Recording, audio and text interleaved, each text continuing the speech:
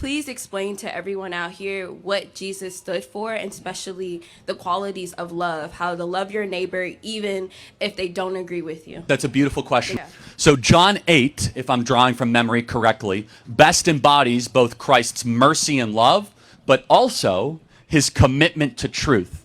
And sometimes in the modern gospel, we overemphasize the grace and we underemphasize the truth. Yeah. And so we are far too willing to say, hey, Jesus loves everybody, but we don't get to the second part of the conversation that says Jesus doesn't want you to live in sin. So this is, in John 8, it's best embodied, right? Almost every Christian in this audience will be able to tell you the first part of this, which is a bunch of Sadducees and Pharisees who are standing around with rocks, and they're about to stone the prostitute woman. And Jesus comes up and says, let the first among you without sin cast the first stone. And everyone starts dropping the rocks. But what comes next shows that Christ is not just grace-focused, he's simultaneously truth-focused. He goes up to the woman who had a career in selling herself for sex and said, sin no more.